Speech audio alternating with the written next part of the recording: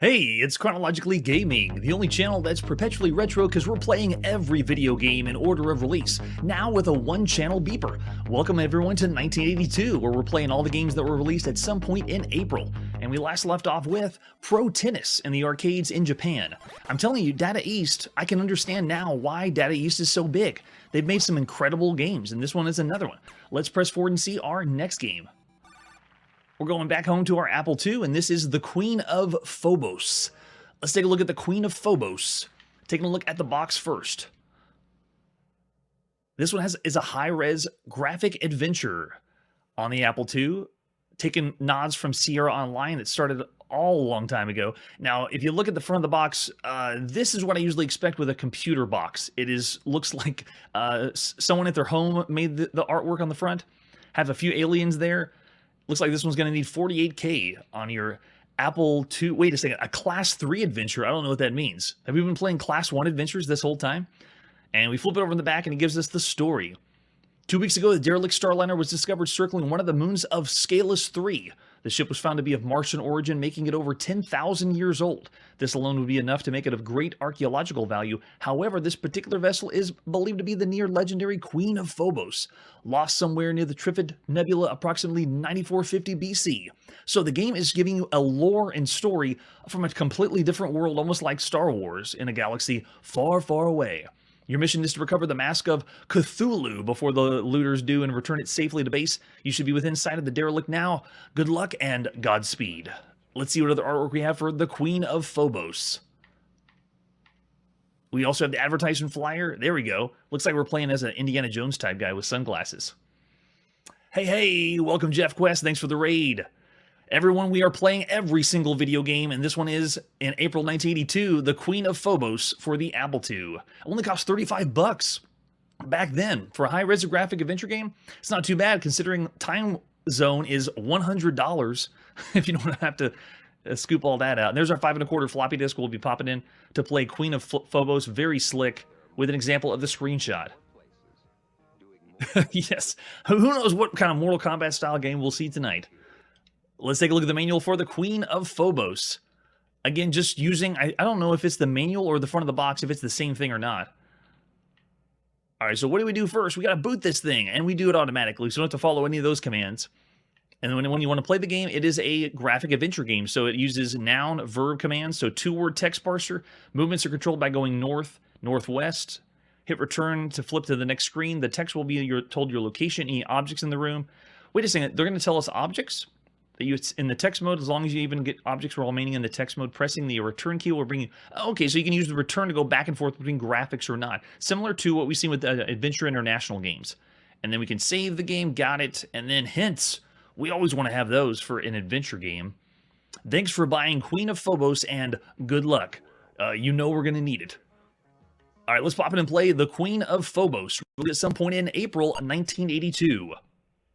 The snapshot of what 1982 was like. That's what we do here on the show. What were you playing? What was the new cool thing? Well, this is it. And look at that high-res graphics. High-res graphics. Story and artwork by William R. Crawford. Way to go, William. Programming by Paul L. Burker. Way to go, Paul. And thanks to those people. All right, so we're sitting at the controls of our ship, and we see a green button. Oh, if you see a green button, then we got to push that button. A voice crackles over the radio. What are you doing sitting in your ship? Get that mask. Oh, the Cthulhu mask is what we're looking for. All right, let's head north. We see the ship is docked by the airlock of the Queen of Phobos. Head north again. We're now in the airlock. Loving the background. It feels like we're in a spaceship. Going north one more time. We're in a curving east-west corridor. Hello. What is that? Looks like objects are the vibro axe. Oh, man, I don't know if I want the vibro axe. So we can switch back and forth between graphics or text, and if we go to text, it tells us where we are, what obvious exits are, and then what objects we see. So, get axe, I'm guessing? Okay, a thundering explosion rocks the Starliner. See, I told you we shouldn't have got the vibro axe. Who leaves a vibro axe in the middle of their ship anyway? All right, let's go east. We're in a curving east-west corridor. Keep going east. Curving east-west corridor. Wow, I'm already lost. Now, I'm following a walkthrough to help us through this. In 1982, though, you'd be making a map of the location, but it's already pretty confusing. The drawings are not helping. Oh, here, go back west. Go south. There we go. We're in an armory. Some of the racks are empty and weapons appear to be missing. Oh, we don't have any weapons? Looks like we have a thermonuclear device here. Okay, nice. Get device. I'll take a thermonuclear device. Sure, why not? Yeah, that's true. Since there's not any shading for the high-res graphics, it looks pretty crisp and looks good for a spaceship. Okay, so let's go back north. And let's go west. West again. West again. A looter has left the room. Wait, does that mean someone is taking stuff from the room? I'm not sure. We've had a few weapons here in adventure games. I've never had a nuclear device, though. So that's pretty slick. All right, keep going west. And west. Uh-oh, I feel I'm getting lost. Am I going in a circle? What is that? The gas mask. Okay, it's not the mask of Cthulhu, but that'll work. Get mask. I don't see that here. What? You don't see it? It's right there. Get gas mask. There we go. Of course it is. All right, let's keep going west. So it looks like it's just one giant curving corridor, and we're just going to continue to keep going around the corridor. All right, we'll go north. Now we're in a stateroom. Obvious exits are north, east, and west. Yeah, this can get confusing really, really fast of which direction you need to go. Look at this. The scenes look pretty much the same, and that's actually smart programming, so you don't have to make brand new scenes every single time. All right, go down west, oh no, south, and then south again. Wait, what's our exits now? North, east, and west, east. Okay, keep going east. And go north. So I wonder if there's a actual looter that's taking things from the room, from us. As we walk around, it is helpful that it switches from graphics to the text. But whenever I try the commands to move, it's pretty simple, like to navigate around. But the game itself is essentially the same kind of graphic adventure game we've seen. Not that I want to fault it, but I'd say it's still pretty good for the time. As a quick taste of adventure games go, at least. Didn't get to shoot anything or use my nuclear weapon. But for the Queen of Phobos, I'd say that's still a pretty good time. Done really well for a graphic adventure game. Reviews at the time were pretty average. No one really said this one was better or worse than others. So we'll say 3 stars for the Queen of Phobos. Perfectly average for 1982. And we are blazing a trail continuing in 1982. Let's see what our next game is. We're going to the TRS-80 color computer, and this is Scarfman. The long-awaited Scarfman. Heard so much about this one, at least in magazines. We have the advertisement flyer for... Oh, Cornsoft Group is what did this one. So it's Space Castle and Scarfman for the Coco. It's eat or be eaten. That's right. Now the color computer owners can enjoy the thrills and lots of Model 1-3 owners are raving about. So this is Color Scarfman. We've already played Scarfman on the original TRS-80, and so this is the color version of it. There it is. At least a screenshot. Let's pop in and play some Scarfman. I actually got lost when we were playing Queen of Phobos. I'm following the walkthrough and realized that I was looking at the corridors and lost my place. And when I realized where I lost my place, I couldn't catch up back to the walkthrough because the ship is so large. So I'm like, all right, we'll move on to the next one. We got the idea, the taste of it. Very good for a graphic adventure game. All right, let's see what's on the disc. How do we load this? Thanks for the preface. Scarfman. Don't expect any miracles should be the theme of the show, at least in April 1982. Just be sure not to point that out for every game we start up. Don't expect any miracles for this one. So here's Scarfman by the Cornsoft Group. Got some scrolling to greet us up. Are we playing as the sea or as the ghosts? So this uses both joystick or keyboard. Let's go. Pick the one you want, and then you're in. Scarfman is another Pac-Man variant. I'm moving around, and yes, I am the sea on the screen. Pick up... Oh, nice. Power pellets on the side. Enemies turn blue, and then take them out. Oh, don't touch the red enemies, though. Yeah, but it's Pac-Man. It is almost like the same... Oh, what he turned right whenever I picked him up. It's the same similar graphics that we saw on the TRS-80, just now it's in color.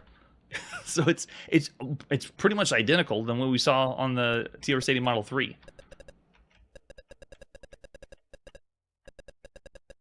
If you like your Pac-Man variants in color, then go for it.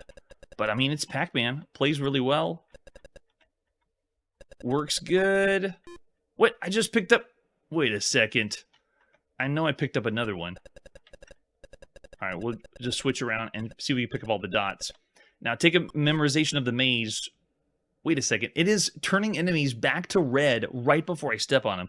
Let me go again. I'm wondering if that's... what is going on here? Because you pick up the power pellet, they turn blue for a little bit, and then they do... Yeah, one of them just turned back to red.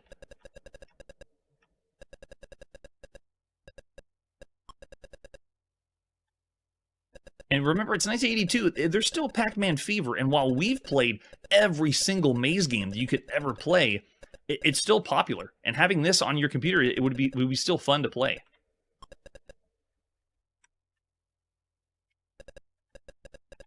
Oh, no, don't you even... There we go. Okay, I got another one. Let's see if we can finish it up to the end. And that time it did turn them all blue. So sometimes whenever it flashes, I'm not sure if it's going to turn back or not. All right, so there you go. Same maze. Doesn't change the maze up. All right, for Scarfman, we're going to do something a little different. Because I'm going to have a special guest tomorrow, I'm going to let them rate Scarfman. So we're going to breeze by it now and see what happens tomorrow for the rating of Scarfman. With that, let's press forward and see our next game. We're now going to the Commodore VIC-20, and this is Shark Attack. Yes, welcome Jeff Quest, thanks for the raid. We're here in 1982, giving you a snapshot of all the games that were released in April. And now we're on the Commodore VIC-20, playing Shark Attack. And if you look at the box, you're like, Shark Trap? What is it, Shark Attack, Shark Trap? It's either one, depends on what region you came in. So if we take a look at the box, this is Shark Attack that was first released in Europe for the unexpanded VIC-20 by Romic Software. You are in shark-infested waters after being thrown overboard from a pirate ship. Your only protection is being in an atomic net which can trail behind you, trying to cover all the visible ocean and ensnare sharks at the same time. Beware of stopping or covering your tracks for too long. If you do, then the sharks will escape and come after you. Watch out for the ever-increasing deadly octopi. Will you be the supreme world champion? Wait a second. Where did we become the supreme world champion of Shark Attack? That'd be something to boast if you're playing Street Fighter 2, but that doesn't come out for another 10 years. Will you be the supreme world champion of Shark Attack? You flip it over in the back, you can see it's just a cassette tape, not an actual box. But if you look at the other ones that came out later in North America on the VIC-20, it was released by Broderbund. This is by Clifford Ramshaw. So Shark Trap or Shark Attack, whatever you would want to call it, just the exact same game though. So this is what was in North America, the cassette version. Still, we got a nice box by Broderbund. Has arcade style game, and yes, it controls with a VIC-20 joystick.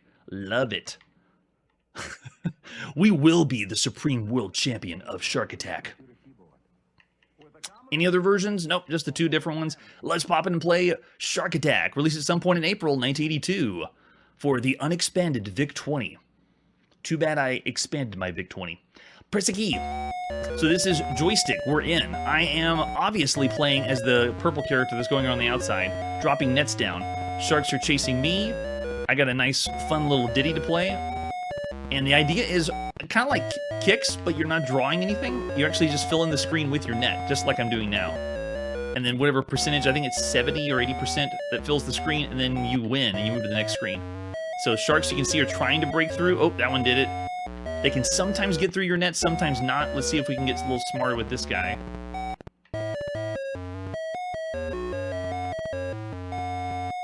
So if you make enough barriers, they should be able to break through, but you gotta be a little smarter about it. And watch the sharks.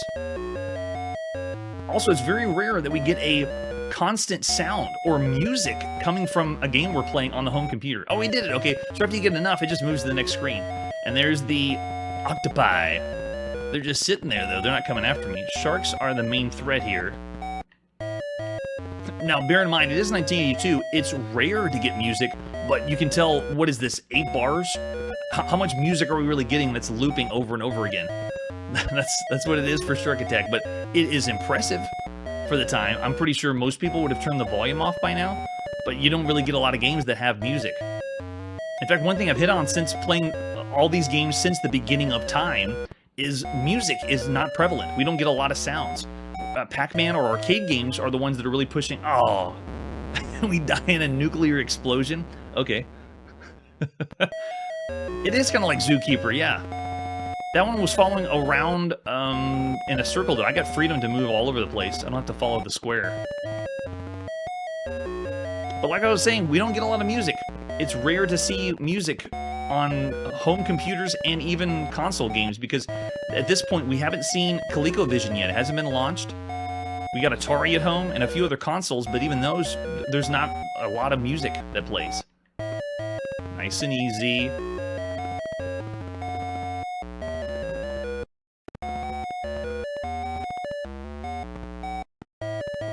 So all you do is fill it in. It's a different concept. It's not a shooter. We got it. Okay, we're on to the next level. And there it is. It just increases more octopus. It looks like the same sharks. Always 4 sharks. Or a few pixels. But I gotta tell you, of all the games we've seen to this point, it's fresh. It's different. It's taken things from a few other places, and while with sound looping over and over again can get annoying after a while, I still say Shark Attack is an above average game for the games we've seen up to this point. I'll do 3.5 stars for Shark Attack.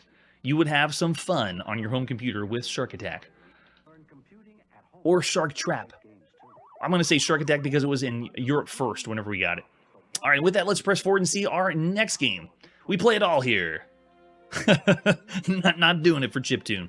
This is Skeet Shoot for the MS-DOS or IBM PCs, or PC Booter, depending on what you play it on. Let's take a look at Skeet Shoot. It's another one that has no box, just a few screenshots. Let's play some Skeet Shoot. Released at some point in April 1982. There's that beeper we've been waiting for. To play the game, you'll be using 3 keys only. The left arrow, right arrow keys to point the gun. The up arrow shoots the gun. You have 1 minute to shoot as many birds as you can. If you want to end before 1 minute, press the end key. End key. All right, we'll press any key. We're in. So this is me moving left and right using the arrow keys on the IBM PC. And yep, there's me shooting the gun. And we got one. 1 bird is the score. They only score it by how many birds you got. Oh, and this is so rudimentary. It's not even shooting gallery worthy. When we played shooting gallery games, we at least move left and right, but this is taking like air-sea battle that you play on Atari and dumbing it down even more than that. To tell you the truth, this is kind of what I expect for an IBM PC game. This kind of game is what you see or play. But I don't want to call this one average. Of all the computer games we played, this is it. This is, what would you say, 5 seconds of enjoyment? How long could you enjoy this in 1982? It would be a little fun for if you only had an IBM at the time. And I'm sure it runs on less RAM that you would play on, because 2 of the big games that you can play on the IBM PC at this point is you need 64K of RAM, and that's really expensive. So if you didn't have that, you'd probably be playing something like Skeet Shoot. Yeah, coaster game, right? I'm still gonna say it's borderline between broken and bad. So I'm gonna say 1 star. It's right in between the broken and bad range for me of all the games you could play on a home computer in 1982. So with that, let's press forward and see our next game. Going back to the Commodore VIC-20, this is Skibbereen. I have no idea what Skibbereen means, but we're gonna see what the game is. Let's take a look at the box for Skibbereen. So this one's by UMI on the Commodore VIC-20. Are we playing as a leprechaun? You need game paddles to play this one, and it has 2 people to play this. You patrol the rainbow brick wall, protected at all costs against the brick blasting shots being hurled by greedy gremlins. Wait, I thought it was leprechauns. Is it leprechauns or gremlins? Block their shots and blast them back. Fail to protect the wall and lose the prize treasure, the leprechaun's pot of gold. But stay alert. The gremlins will unleash slithery green snakes, trained to eat your brick blaster ball before you can use it against them. You'll need the luck of the Irish to master Skibbereen, an exciting new paddle game chock full of the most popular arcade action. So they say. Now this one is on a cartridge. We'll be popping it in. There's the cartridge into our Commodore VIC-20. Doesn't look like the other ones we've seen by Commodore. Usually it's only Commodore that gives us the cartridges to pop in. And we got a manual. The original manual. Instruction for 1641. Is that when this was made? Back in 1641. This is by Joe Lee. Way to go, Joe Lee. Or I think it's Joanne that programmed this one. Patrol the rainbow brick and protect it. Okay, that's what we read as before. Okay, we got it. Load the program. Don't need to do that. You pop it in. There is no loading. It's the cartridge. All the parts are properly connected. Turn the power on. So there you go. How do you play this? Either player needs paddles to play. Now, I only have one paddle plugged into my Commodore VIC-20, so it's going to be a one-player experience. You have to prevent the ball from hitting and knocking bricks out of their own wall, so it's breakout. Be careful, an evil snake appears randomly to devour the game ball, and if successful, the game will end. If the snake eats the ball, it's all over. So you have different skill levels. You can rotate left and right on the tile to display them. You have up to 14 different skill levels. Okay, so we'll move the paddle back and forth for that. And then there's the scores that we need. All the bricks on the screen are depleted. So it's a breakout style game. And we've seen, I'd say a couple on the VIC-20 that were pretty good with the paddles. Let's see. Lots of alternate versions in other regions, but we're going to play the first one at some point in April 1982 by Joanne Lee, published by UMI. This is Skibbereen. There it is, Skibbereen. Does it work? Nice, it does. Okay, so if I move the paddle, I can switch out what level I want, like at level 9. I have to tap. What am I doing? 6, 4, 3, 1. Okay, so you can pick the level that you want, and then when you're ready to go, do I just push? Oh, nice. It's all on the paddle. So this is one of those rare games for the VIC-20 that feels like a console game. You just put the cartridge in, hit the power, and then plug your joystick in and you're good to go. So here we go. I got my paddle control on the left side. Another Commodore VIC-20 game with constant music, it appears. Playing Breakout.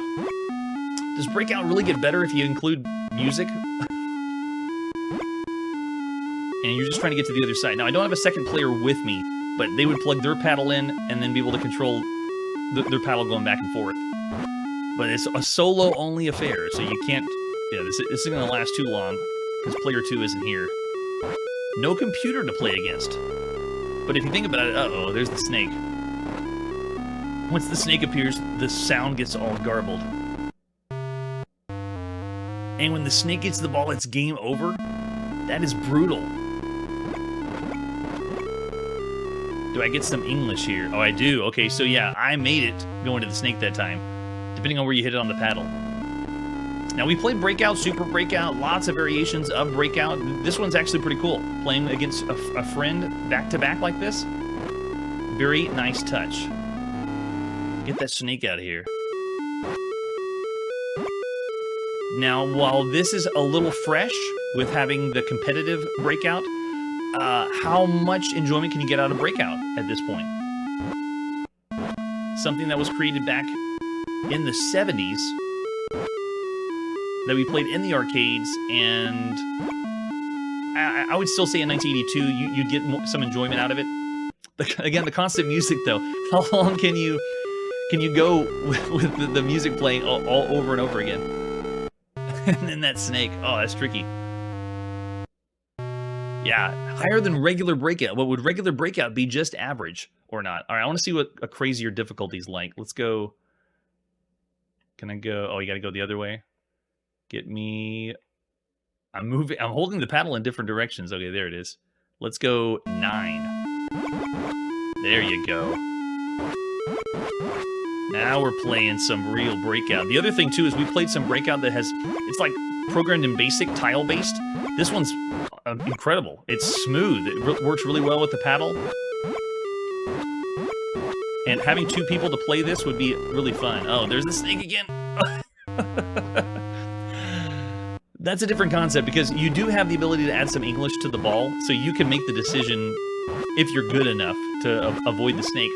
And you're playing competitively against 2 people, so that means when you would both have to work together for a second to make sure you avoid the snake, and then whoever does hit the snake, you can blame them. Oh, you blew it, man. We got it. I don't get a rainbow or anything. That's it. Oh, now we have 2 snakes. So I'm trying my best, knowing the paddle is totally still, and I did it. I avoided the 2 snakes. Got it. This early on, when we have games with very annoying music, I'm more willing to say it's impressive. because you can easily just turn the volume off at the time. It's just, we don't get a lot of games that try this. It's very difficult to program in music along with everything else in the game code. It's pretty good. Okay, we're going to end that one. There's Skibbereen for the Commodore VIC-20. Now, again, it's how much enjoyment can you get out of Breakout? I'm going to say since it's a competitive Breakout, and while the music is annoying, it is a novelty to have that programmed into a game. So I'm still going to say of all the games we've seen up to this point, Skibbereen, I'm going to say 3.5 stars. Just a notch above average considering the other games we'd play. It does have a few new features, yeah. So I can see voting average as well. All right, so there's Skibbereen, and trying a different take on Breakout. Let's see where we're going now. Oh, yes, I'm excited to show you this one. Okay, so this is, on again, MS-DOS, Space Strike. And this one is really not as impressive as a video game. It's who made the video game. Let's take a look at the box for Space Strike. This is published by Datamost. You are the last outpost between Earth and the aliens who believe the only good human is a dead one. They come at you battalion after battalion, unleashing bombs and missiles. You have your laser and your skill. Are they enough to save your home planet? So it is definitely Space Invaders inspired. And look at that, for the IBM PC, $30. Got to have a color adapter, but the front of the box is really impressive. For a computer game, that's awesome. And it's just Space Invaders, but I love it. It needs to be on the cover of Satan of Saturn or something like that. And there's the back of the box, not very impressive at all. We do have inside the sleeve of it what looks like an advertisement flyer, but this came in the box. From the people that brought you Snack Attack for the IBM PC Pigpen, it's Space Strike. The IBM PC owner body is growing to leaps and bounds, and yes, it is. We started with Donkey on the IBM PC, and look where we've come. This one's a $30 game. There's an example of the screenshot. We are going to be playing Space Invaders, but this game is made by Michael Abrash, the very first game by Michael Abrash, at some point in April 1982. If the name doesn't sound familiar, Michael Abrash is one of the developers of Doom, or one of the programmers of Doom, among lots of other classic 90s computer games. And just because he helped do Doom, this is his very first game. And it just makes me think of, oh, there's going to be Doom soon. Oh man, it's awesome. All right, so we're in. On our IBM PC, it's starting in attract mode. I'm not playing this at all. This is like an arcade game. That's pretty slick. All right, let's push enter. Whoa! That is an awesome explosion for 1982. Well, I just want to die in the game. Okay, let's hit enter. Let's go. Okay, we are in. I'm using the arrow keys to move left and right. And fire. It actually plays really well for an IBM PC game this early. Now I want every single enemy to die like we just saw in the explosion. Can you get it? Yeah. Oh, that's so cool. Even the UFO does. So if you shoot that one down, then it has shrapnel.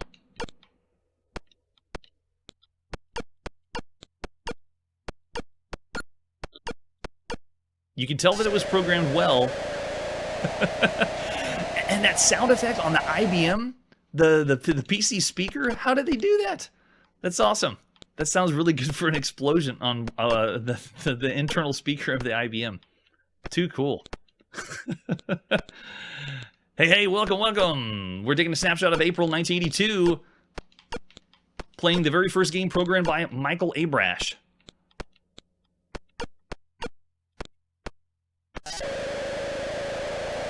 I love it. It's like the computer is screaming at you that you've definitely messed up.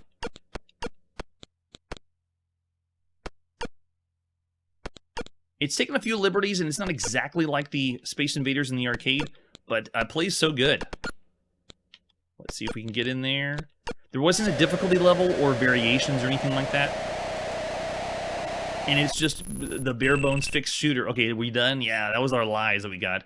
So any other options we have? Toggling sound. We can set the keyboard or joystick on. And then we have the high score table. We didn't even make the high score table.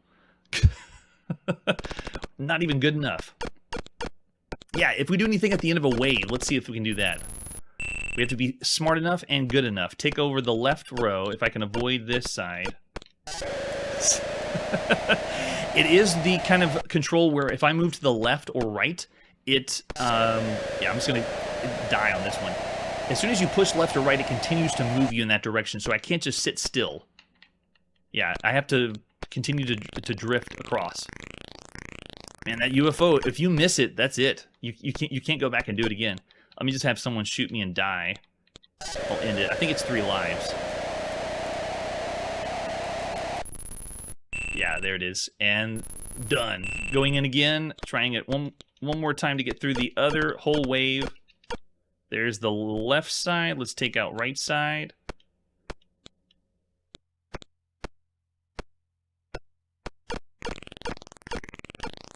And see if we can get that UFO again. Just barely missed it.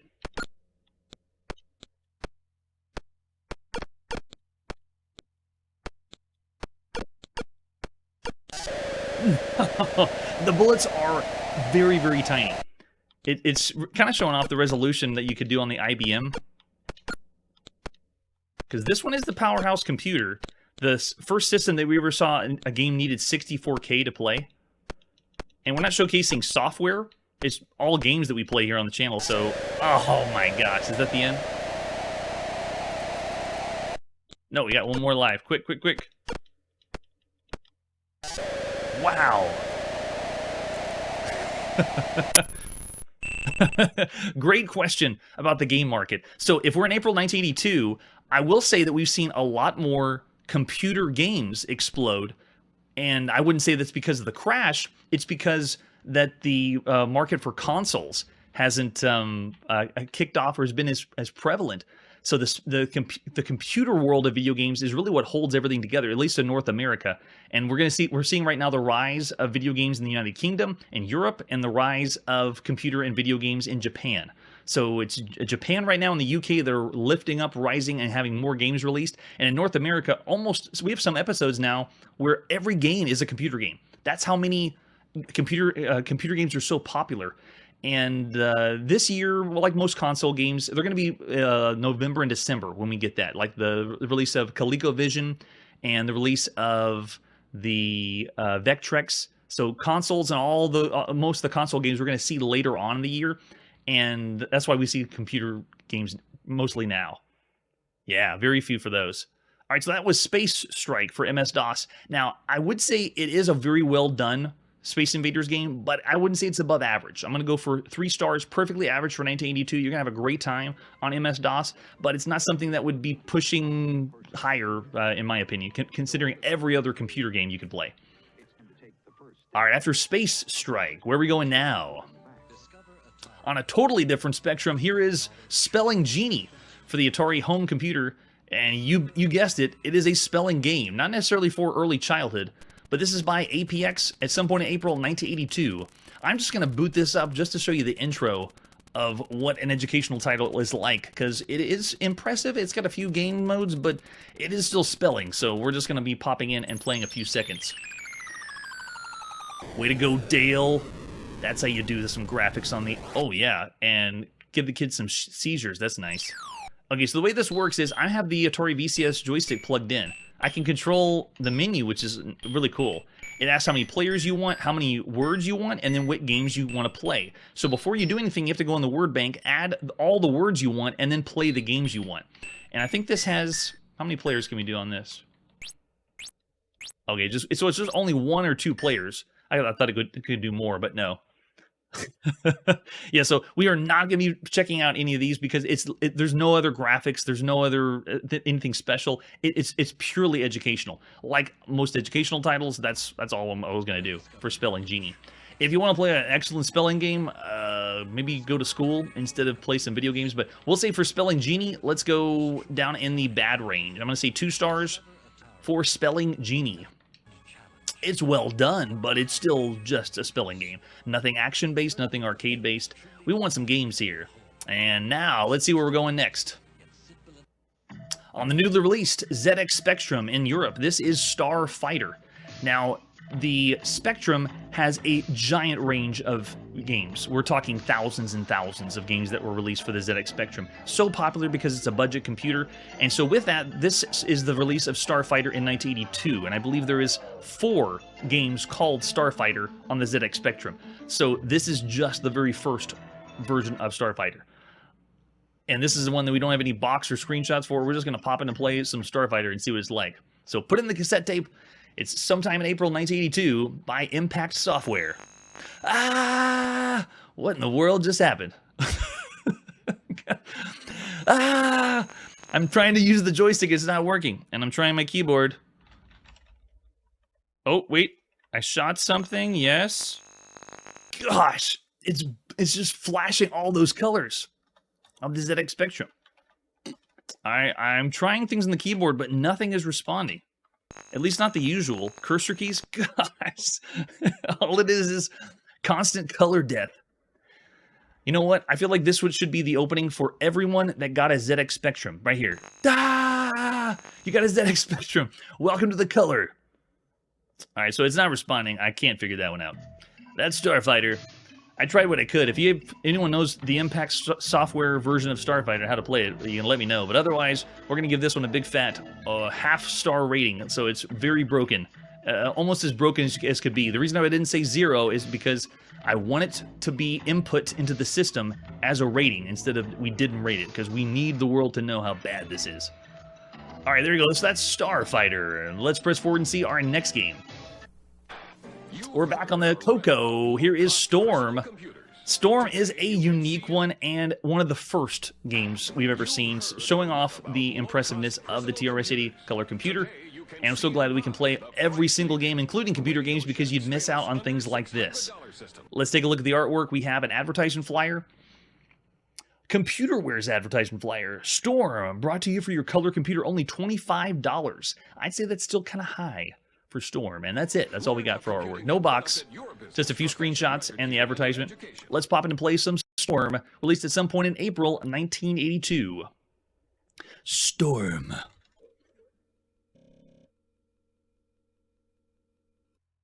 Yes, this is a very weird graphics mode.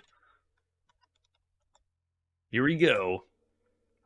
Ready to play some Storm. Now, when you went to the store and got this, did you know what it was about? Could you play a little bit and see some of it? Or was it pretty much you just heard the name and you wanted to check it out? All right, there we go. Storm. It flashes back and forth for us. What level do we want? We do not want level 15. No, no, no. Let's go down there. There we go. So right now the gun that we're going to have is the color yellow and the millibar is the orange. And you're like, what in the world does that mean? Well, I'm going to start on level 1, and this game I could not figure out for a long time. I spent probably 30 minutes pushing every key on the keyboard, which you do a lot on computers in the 80s. But this game, you have to push one of the bracket keys to start the game. There, that's the magic key. Every other key does not work.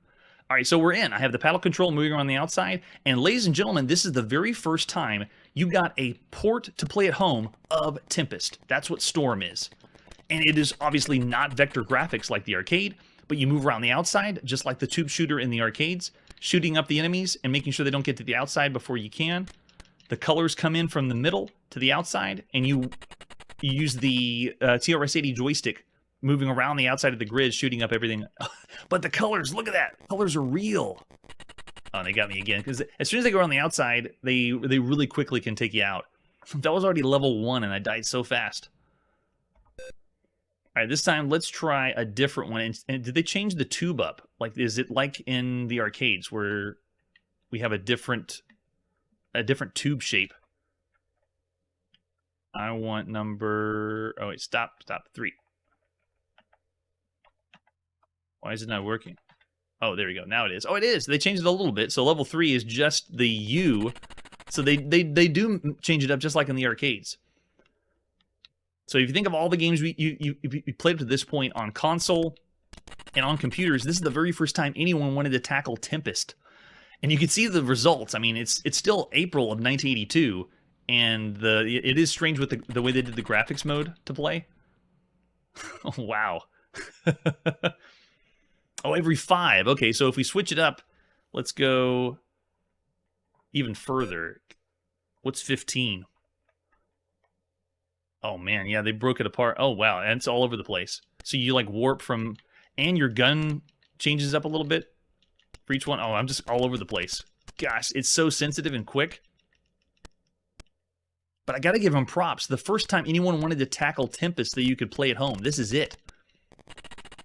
And most of the time, people only consider consoles. Like, whenever an arcade is ported, home, they consider it at on console. But this is the first time you weren't playing Tempest in the arcades. You really can feel it though, at least graphically. But player-wise, it's all right. It still plays fairly well for the time.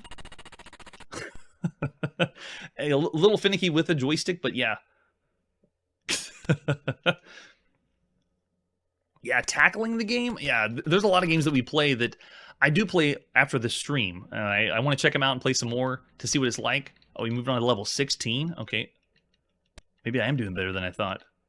Can I get in there? Okay, it says how many shots we have left. It's actually counting and preventing our shots. Tempest doesn't have that. You can actually run out of ammo playing Storm. Imagine that. All right, so controls are a little bit loose. But, I mean, I can't really be too picky because it's Tempest. It's a way to play it at home, the first time you can do a tube shooter. So, once again, this is another one of the games I will not be rating tonight. We're going to have our special guest rate Storm tomorrow night. And with that, let's see where we're going now in the world of video games. Our next game is Stun Trap for the Atari home computer, either the 400 or 800. Let's take a look at Stun Trap. A really hard to come by game. I was able to get this one on Atari Mania, but as far as artwork, this is all we got. Just the advertisement flyer. Stun Trap by Mark Kuzuk. Way to go, Mark. This is the very first game we've seen released by Affine Software. You need 32K and 2 joysticks to play this one. You're fighting with your enemy is unstable space. The shock of every missile explosion, deadly hyperspikes break out. Contact the hyperspikes cause instant disintegration.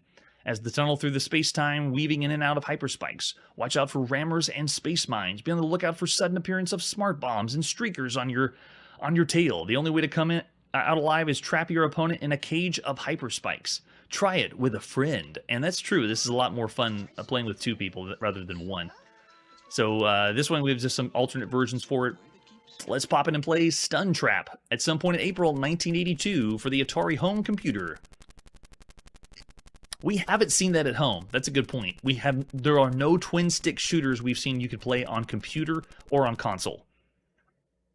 And they could make it work, right, with 2 Atari joysticks, but haven't seen it yet.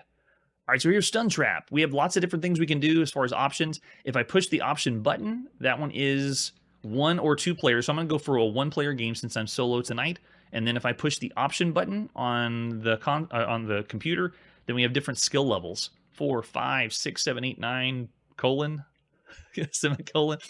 I've never seen those skill levels before. Okay, question mark. I'm going to try skill level question mark at least once.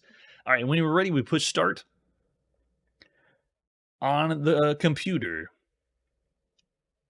There we go. It wasn't working the first time. All right, we're in. I'm on the left side of the screen. Purple ship is flying at me.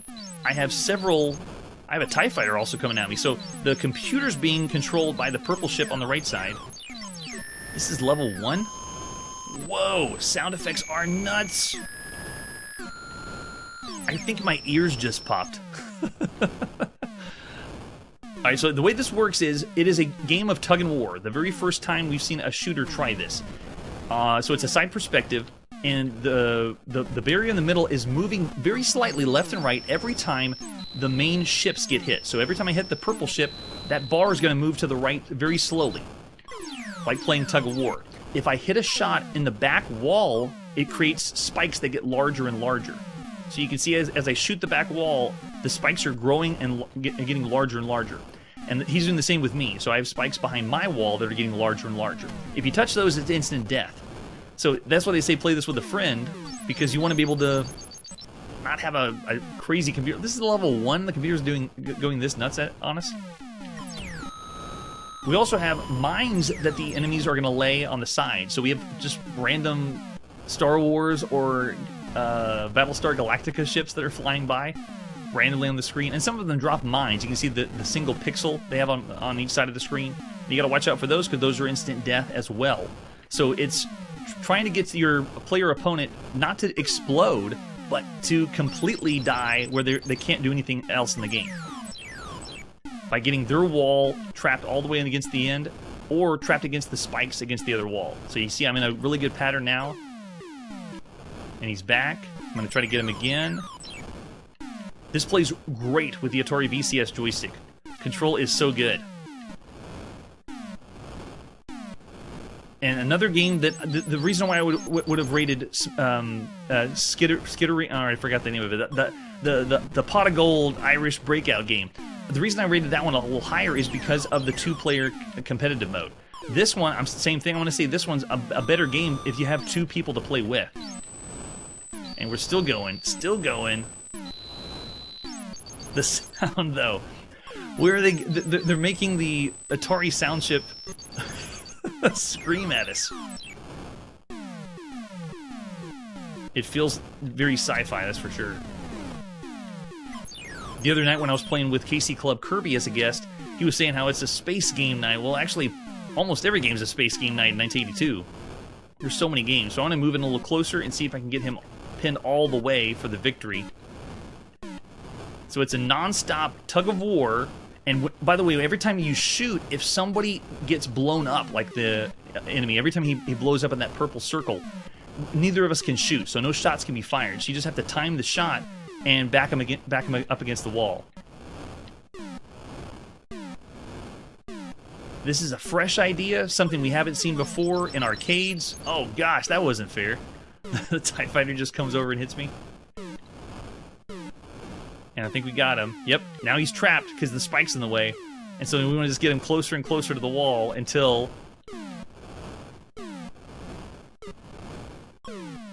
A great idea, doing something different for a space shooter. And then, of course, every time that you make the spikes larger on the end or shoot the other enemy, you get points for it. So you're getting points racked up. You have... Oh, is that it? Oh, man, he is so close. There it is. He dropped down. Okay, so he's still in. I don't know how he's still in, though.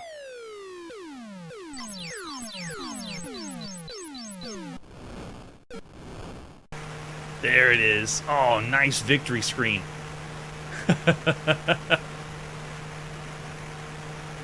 So cool. So that's just level 1. You saw how many different levels you could pick to play one player. And then the same with player. If you have two people, you can do different levels. It just changes a few things up, like which enemies show up on screen, how many mines they drop, how long it takes spikes to go across, and so forth. So, oh, that's pretty cool.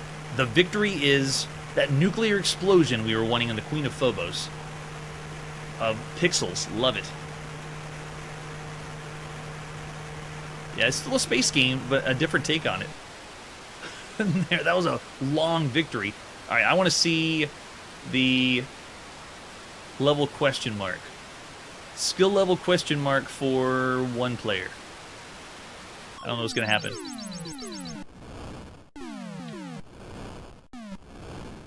So looks pretty similar, at least from here. Looks like they're stuck on one of the mines, but you can see they make the spikes. If they make the spikes grow large enough, you won't be able to get through it. Oh, okay, it looks like level question mark. The spikes grow really fast. Not good. Nice. All right, there's Stun Trap for the Atari home computer. Having 2 people play that would be a blast. So I'm going to say, because of the 2-player mode, I'm going to go 4 stars for Stun Trap. An excellent game for 1982. And surprising game for something I couldn't find a lot of artwork for. Just the advertisement. All right, with that, let's press forward and see our next game. Discover Atari. Oh, from one interesting title to another one on the Atari home computer. This is Survival of the Fittest. This is another game that has probably one of the most bizarre ideas I've ever seen in a video game thus far. Let's take a look at the box for Survival of the Fittest. This is by IDSI. You only need 16K for this? No way. So this is technically a strategy game, as what Survival of the Fittest is. Yeah, that's true. Yeah, if you have 2 people to play, it'd be a totally different experience. You can see I was kind of jinxing the computer, but you play with 2 different people, you can work on strategies, hitting things on the wall to make spikes longer if they hide from you, things like that. It's pretty fun. All right, flip it over the back. Survival of the Fittest pits your wits and nerves against the laws of nature and against your opponent's colonies in a battle for survival and dominance. You must create colonies of organisms that will survive and grow in the universe of computer life and attack and defend against the opponent's life forms. You will find Survival of the Fittest to be a fascinating and challenging game of strategic and tactical skill. This game cartridge for 1 or 2 players, each with 6 different play options. I'm trying to read that, but the back of the box is a little faded. There is the advertisement flyer. These games may be too realistic. I don't really think Survival of the Fittest is going to be as realistic, but there's some other titles by IDSI, along with the home computers at the time. We've got the Atari 400, 800, Apple II, and I believe that's the IBM Pool 1.5. And there's the cartridge, another one. Cartridge, we're going to pop into play Survival of the Fittest on the Atari 800. And the cartridge has, if you flip the cartridge over on the back, it tells you what you can do on the Atari home computer, like which buttons to push. Nice touch. Kind of reminds me of playing a console game, like the Magnavox Odyssey 2. And there's the example of the screenshot. If you didn't understand it from the box, you probably won't understand it from the manual, because this is deep. This is so different and weird. This is a very long manual. We got 13 pages, so I'll try to paraphrase if I can. It's very different from other computer games. It's a contest between two players where playing pieces on the board are animated like a chess game. Or if you're playing something like Othello or Go, that's the idea. But instead of pieces on a game board, you're having living organisms like cells that play on the chessboard. It's based on the game of life. It's an algorithm for cellular automata, developed by the mathematician John Conway, popularized by articles in Scientific American, and more recently in magazines such as Byte magazine, which we read here on the channel. Survival of the Fittest uses the rules of the universe, and John Conway's life extends it with added rules, joystick control, and vivid color and sound effects. So it explains in this manual how to play, but it is lengthy. It tells you what to do for the first time playthrough, which game modes you should try out. This is another two-player only game, so you need two joysticks to experience competitively with someone else the way it works. So you have different ways you can play the game and different options. Like when you press start, after you pick I think the first mode we're going to be playing on is we have the grow, shrink, stagnate, travel, live, and die according to the laws of the game. So if you pick one of those game modes and you push start, and the screen is going to be set up in study mode or normal mode option. You'll notice the screen has some numbers across the bottom and two flickering bright spots, one on each side of the screen. You take joystick number 1 and you push the lever away from you while the red button is pressed, and you start to make cells on the screen, like you're drawing cells across the screen. And then when you push the button, the second option for your button, then it makes the cells animate or grow depending on how close they are to each other. Oh yeah, so this is another rare title, and the box, I think, because I got this on Atari Mania, someone had scanned it for us. Yeah, that's right, yes, Conway's, you're familiar with Conway's Game of Life, that's what this is. Okay, so after you put seeds down, these seeds are going to be spreading and growing on the screen. Now, you pick up controller 2 and you play as the second player, and you do the same thing, and the idea is you're trying to get more of your cells on the screen than the other person. Very similar to Othello or Go, but it's not with game board pieces. It's like something living and moving around. So if you plant more seeds with your joystick, then you're most likely going to get more points, but you only have a certain number of seeds, and you have to have them grow before before they can be spread out on the screen. And then it explains here how to change the game out. Now, this manual is very lengthy because it's something very new, and the concept is very foreign. It's not like most games. It's almost like describing kicks to somebody. So I'm not going to keep reading through the manual because it is non-stop text of trying to explain the game. I'm going to pop it in, and you can get a better idea of how it works. All right, so this one is cartridge, so we're popping it in our Atari home computer and playing Survival of the Fittest by Innovative Design Software Incorporated, IDSI, at some point in April 1982. Here we go.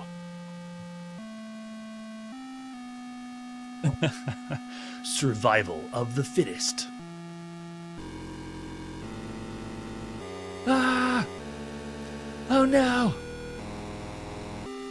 That's essentially what it's going to do in the game when our seeds start to multiply. Yes, that's true. I have seen that screensaver too. Alright, so this is where we select the game and start the game. So if I hit select, it'll be a 1-seed game. I can do a seed list game, a study mode game, which is the one they said to do in the manual the first time. We're going to do a 1-seed game on normal. I'm going to push start, and then we're in. So right now on the left side of the screen, I'm controlling the pink dot. And on the right side of the screen, the second player would control the green dot. And what you do is when you hold down the red button on your joystick, You move around the screen, and you're planting seeds. You can see my count of seeds going from 60 to 50 to 40, and that's how many I have left. And then the point values is how many I have on the screen. Then, as soon as I want to multiply, I push my second button, and the seeds multiply based on how you laid them down. Did I already lose? Okay, I already lost because I planted all my seeds at the same time, so let's try it again. Going again from the beginning, so I won't plant all 99. Let's just do a straight line going down. Like if I plant them like this, we won't get rid of all of them. And now if I multiply, then with the second button, you can see it grew into more, and I have a larger count, 129. Oh, this is the single. Okay, this is the single seed mode. Okay, let me go back to the study mode there. Okay, now we can plant and have them multiply, and you can see I can continue to plant and multiply, and based on how you lay them down, you can see I remove some because of the way I laid down the cross in the middle of it. So you have to do some experimentation and also obviously study the manual, but the idea is I want to have more pink on the screen than green. And every time that you animate the seeds, they turn into like replication depending on where you place them. So I'm just, honestly, it looks like I'm doodling around the screen as the pink, and then whenever I'm ready, I multiply and realize, oh, I shouldn't have done that because now I've erased those pieces. So let's go here and multiply there. And this gives you an idea of how you want to place the seeds to get maximum coverage all over the screen. And if we had a second player here, the second player would be moving the green dot around and be able to increase the size of their side. And then you just continue to keep growing, planting, and seeing who can get the most coverage on the screen. So it's more complex than playing on a game board, but it's essentially the same idea. I think the diagonal is doing pretty good. Let's do that. No? Okay, not as much as I thought. So it looks like the straight line down, that gave me the most. Yeah, that gives me a lot. And then if I do it again, notice it switched it out. If I hit it again, it's changing them over and over again, like the straight line is now morphing and changing into different shapes. And it was originally just one line going back and forth. Yes, okay, yeah, that's true. You can look up the patterns of what is best or the best strategy. Back in 1982, this was still a fresh idea, so you got to experiment, and there wasn't as well-known ways of the strategy to play the game. And it was another way to show off the power of computing, to say it's doing all the complications for you. So I wonder if I do a straight dip like that. Yeah, you can see it switches them out. Another game that is assailing our ears, giving you the hope that maybe later we'll get video games that have some impressive sound that won't bleed our ears out. It's just playing various tones on the screen.